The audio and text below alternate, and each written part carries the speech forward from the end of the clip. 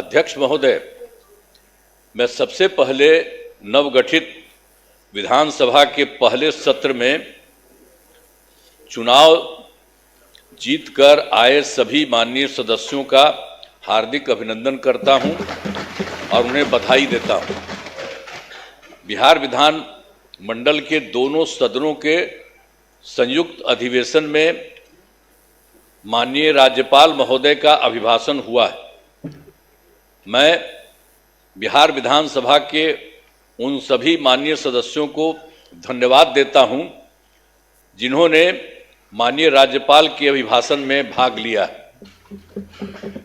माननीय राज्यपाल महोदय ने अपने अभिभाषण में सरकार की उपलब्धियों एवं प्राथमिकताओं को विस्तार से बताया है और इसके लिए मैं माननीय राज्यपाल के प्रति आभार व्यक्त करना चाहता हूं और मैं सदन के समक्ष अपनी कुछ बातें रखना चाहता हूं।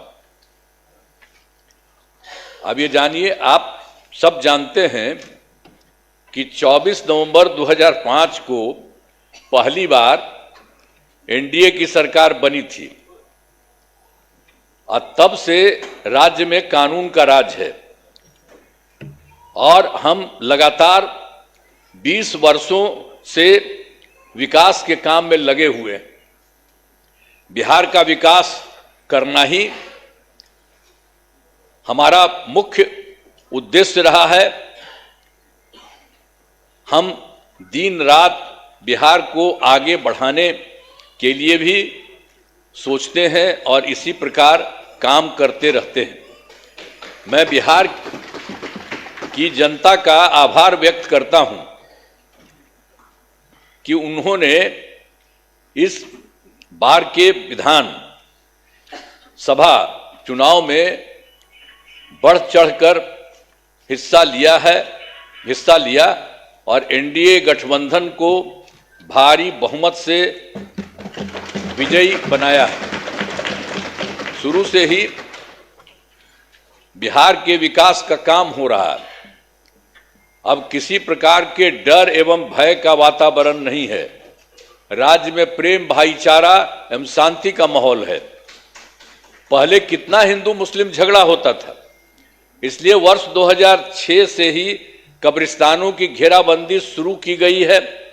अब बड़े पैमाने पर कब्रिस्तानों की घेराबंदी की जा चुकी है।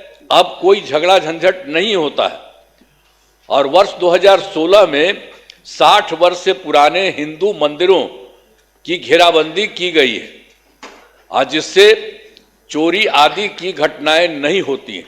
यह सब काम करवाया गया है जो भी था शुरू से ही। और सर्वप्रथम शिक्षा एवं स्वास्थ्य के क्षेत्र में विशेष ध्यान दिया गया है। हम लोगों ने बड़ी संख्या में नए स्कूल खोले और नियोजित शिक्षकों की बहाली की। लड़के लड़कियों के लिए पोशाक एवं साइकिल योजना चलाई। बिहार लोक सेवा आयोग द्वारा 2,58,000 सरकारी शिक्षकों की बहाली की गई है और वर्ष 2006 में 3,58,000 नियोजित शिक्षक बने थे, जिसमें से बिहार लोक सेवा आयोग द्वारा 28,976 1976 सरकारी शिक्षक बन गए।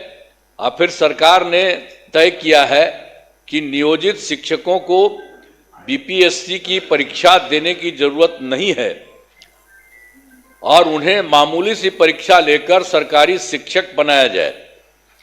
तो इनके लिए उन्हें 5 मौके तय किए और अब तक 3 परीक्षाओं का आयोजन हो चुका है, जिसमें 2,62,000 नियोजित शिक्षक पास हो गए हैं।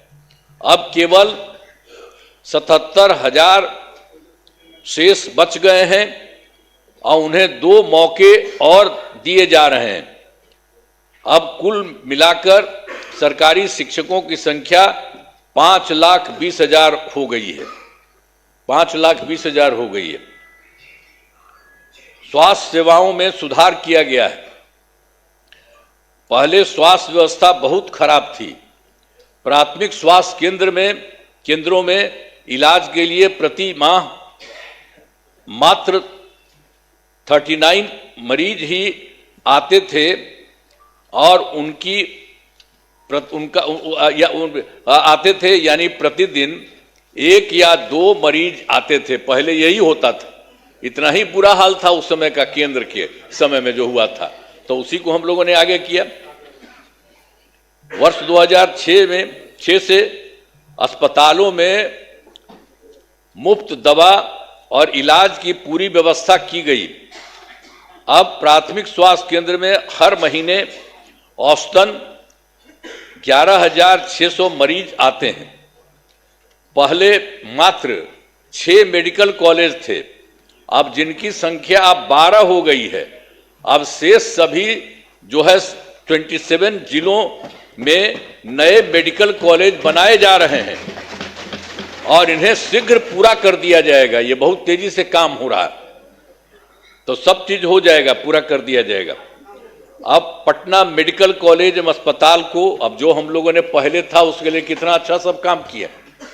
तो जो पहले वाला पटना मेडिकल कॉलेज अस्पताल था उसका हम कितना जा करके देखते हैं, कितना घर बनवाया गया है। सब जगह हम बराबरे न जाते रहते हैं। को 5,400 बेड तथा 5 पुराने मेडिकल कॉलेज को 2,500 बेड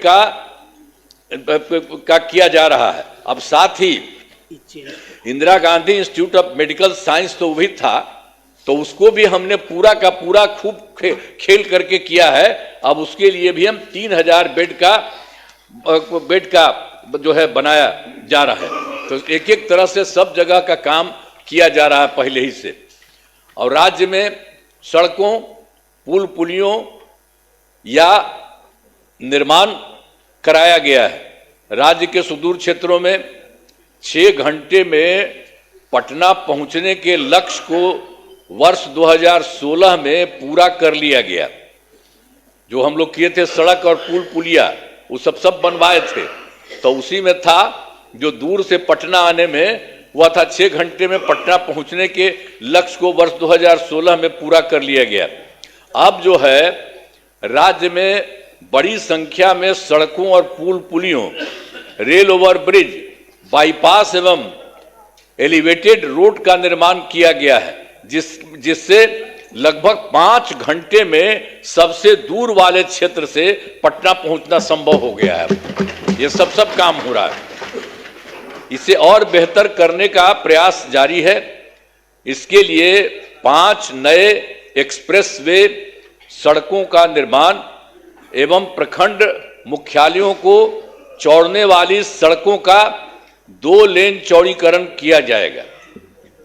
और उसके बाद वर्ष 2008 में कृषि रोड मैप बनाकर काम किया गया है। उसी समय शुरू हम लोगों ने काफी किया और आगे भी काफी चला है, जिससे कृषि के क्षेत्र में बहुत अच्छी प्रगति हुई है। अनाज, फल, सब्जी, दूध, अंडा, मांस और मछली उत्पादन काफी बढ़ गया है। अब मछली का उत्पादन 2.5 गुना से अधिक हो गया है और इससे मछली के उत्पादन में बिहार आत्मनिर्भर हो गया है और साथ ही किसानों की आय बढ़ी है। वर्तमान में चौथे कृषि रोड मैप जो हुआ वर्ष 24 से 2025, उसी को हम लोग करवा दिए। जो शुरू हुआ था 18 में, तो 12 तो शुरू था और उसके बाद और बढ़ाए 5, एक बार और 5 से ज्यादा बढ़ा और उसके बाद फिर बढ़ा दिए। तो इतना ज्यादा काम हो रहा है, इसलिए आप लोगों को सब चीज हम बता दे रहे हैं कि काफी काम हुआ है। तो हर तरह से सब जगह से हो रहा है पूरे तौर पर।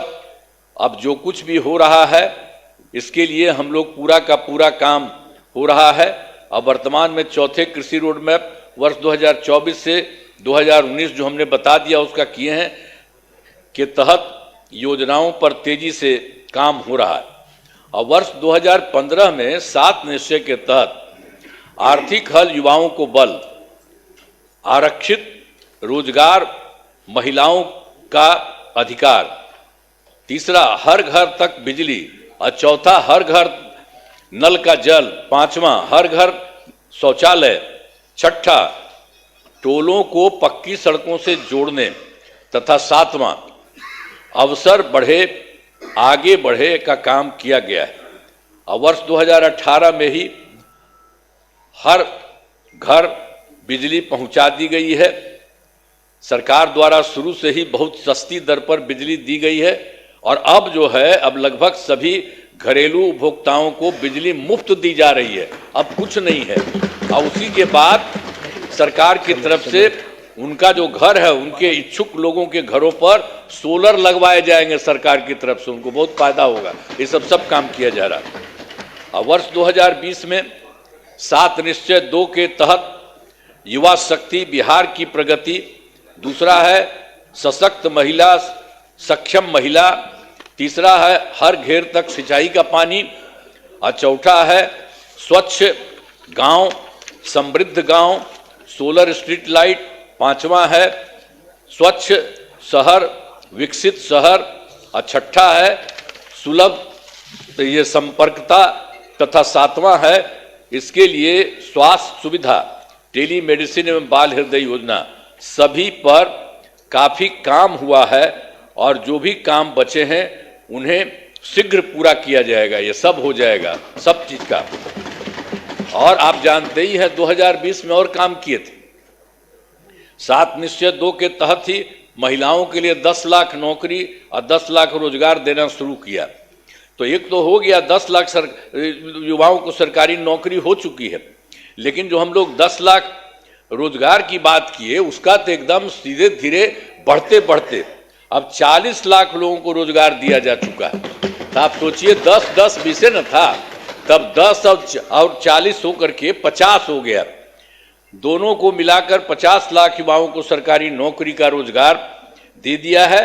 अब अगले 5 वर्षों के में हम लोगों ने तय कर दिया है कि 1 करोड़ युवाओं को नौकरी एवं रोजगार देने का लक्ष्य रखा गया है। इस पर तेजी से काम होगा। तो ये जो 10 लाख युवाओं का सरकारी नौकरी है, ये भी और आगे बढ़ेगा। तो ये सब हम कर रहे हैं। अगली बार 5 साल के लिए हम लोग कर दिए हैं कि उसके लिए हम लोग पूरा करेंगे 1 करोड़ युवाओं का। तो ये सब होगा। और फिर महिलाओं के लिए वर्ष 2006 में पंचायती राज संस्थाओं एवं वर्ष 2007 में नगर निकायों में महिलाओं के लिए 50% आरक्षण से शुरुआत की गई। अब तक 4 चुनाव हो गए हैं। सब कुछ शुरू में कर दिए थे हम लोगों ने कर दिए थे 16 में पंचायती राज संस्थाओं में, और 7 में किए थे नगर निकायों में, और सबको महिला का 50% कर दिए। वो सब तो है ही, और उसका 4 चुनाव उसके अलावे भी चल रहा है, वो बहुत अच्छा हुआ। और वर्ष 2013 से पुलिस में 35% आरक्षण दिया है हम लोगों ने। अब जान लीजिए, अब बिहार पुलिस में महिलाओं की संख्या देश में सबसे अधिक है। और वर्ष 2016 से महिलाओं को सभी सरकारी नौकरियों में 35% आरक्षण दिया जा रहा। पहले बिहार में स्वयं सहायता समूह की संख्या बहुत कम थी, वो पहले बड़ा खराब था, तो इसीलिए हम लोगों ने किया। वर्ष 2006 में विश्व बैंक से कर्ज लेकर राज्य में स्वयं सहायता समूह का गठन किया, और उसका नाम हम लोगों ने जीविका दिया। जीविका दीदी भी कहते हैं। और कितना बढ़ा हुआ, अब स्वयं सहायता समूह की संख्या बढ़ गई और जीविका दीदियों की संख्या 1 करोड़ 40 लाख हो गई। अब इसके बाद हम लोगों ने 2024 में भी किया कि शहरी क्षेत्रों में भी नहीं होता है, वो भी हो। अब शहरी क्षेत्रों में स्वयं सहायता समूह का गठन हो रहा। अब जान लीजिए कि इसमें लगभग 4 लाख और 34,000 जीविका दीदियां हैं, और इनका गठन लगातार और भी बहुत तेजी से काम हो रहा है शहरी क्षेत्र में भी। तो ये सब काम हो रहा। तो वर्तमान में महिलाओं के रोजगार के लिए एक नई योजना, मुख्यमंत्री महिला रोजगार योजना शुरू की गई है, जिसके तहत हर घर की एक महिला को 10,000 रुपये के दर से अब तक 1 करोड़ 56 लाख महिलाओं को एक राशि दी जा चुकी है। शेष महिलाओं को राशि दे दी जाएगी। अब जिन महिलाओं का रोजगार अच्छा चलेगा उन्हें 2 लाख रुपये तक की सहायता दी जाएगी। ये सब काम करना जा रहा है। सरकार ने शुरू से ही सभी तबकों का विकास किया है, चाहे हिंदू हो, मुस्लिम हो, अपर कास्ट हो, पिछड़ा हो, अति पिछड़ा हो, दलित हो, महादलित हो, सभी के लिए काम किया गया। हम मुस्लिम समुदाय के लिए भी हमने काफी काम किया। मदरसों को सरकारी मान्यता दी गई है, उनके शिक्षकों को अन्य सरकारी शिक्षकों के बराबर वेतन दिया गया है।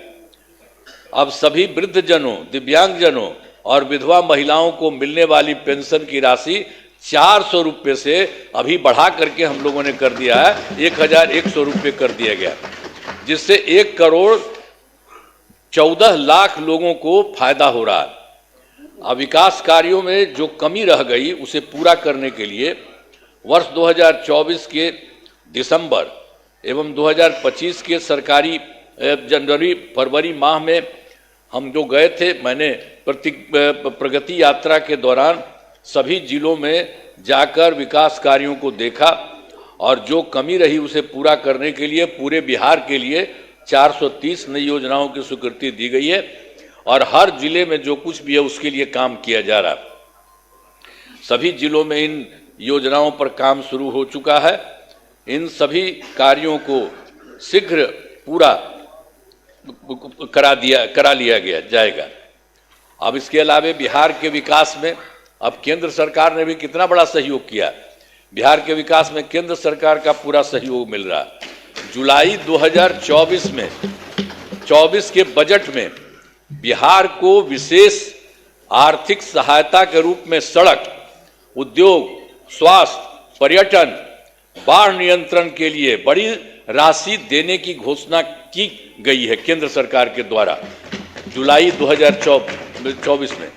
और फिर फरवरी 2025 के बजट में बिहार में मखाना बोर्ड, एयरपोर्ट की स्थापना, पश्चिमी कोसी नहर के लिए वित्तीय सहायता आदि की घोषणा की गई है। और फिर वर्ष 2018 में देश के कुछ राज्यों में खेलो इंडिया यूथ गेम्स का आयोजन हुआ था। अब इस वर्ष खेलो इंडिया यूथ गेम्स का आयोजन बिहार में हुआ है, जो गौरव की बात है। इन सब के लिए आदरणीय प्रधानमंत्री श्री नरेंद्र मोदी जी का हम नमन करते हैं। सब करिए ना नमन, एक बार हाथ उठा के बढ़ाइए। सब काम किए, सब काम किए, सब कुछ कर रहे हैं। आप लोग काहे नहीं करते है? आप लोग भी कहिए, सबके लिए काम कर रहे हो सब तरह से, तो इसीलिए हम आपको कह रहे हैं। तो इसके लिए आदरणीय प्रधानमंत्री श्री नरेंद्र मोदी जी का नमन करते हैं।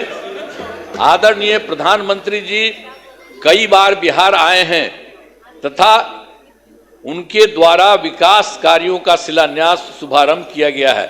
बहुत बार हम आते हैं पटना और चारों तरफ देखते हैं और सबके लिए फायदा करते हैं। तो ये सब काम हो रहा है, इन सभी योजनाओं पर अब तेजी से काम हो रहा है। तो मतलब जो बिहार के माध्यम से और केंद्र के माध्यम से इतना हो रहा है कि अब जान लीजिए कि इस बार जो हम लोग आए हैं, अब आप समझ लीजिए कि बहुत आगे बढ़ेगा, बहुत विकसित होगा आगे, इस बात को जान लीजिए। हमने आप क्या सुना ना भाई, सुना ना, बैठे बैठे पहले तो आप बतवा मेरा सुनबे, बैठे बैठे मत बोलिए, कहला कर रहे हो, सुनो प्लीज बैठे बैठे मत बोलिए। हमने आपको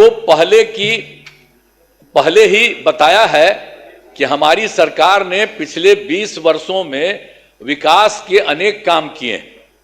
इस क्षेत्र में काम हुआ है, चाहे शिक्षा हो, स्वास्थ्य हो, सड़क हो, बिजली हो, कुर्सी हो, महिला सशक्तिकरण के लिए बहुत काम हुआ है। समाज के हर तबके के लिए सरकार ने काम किया है।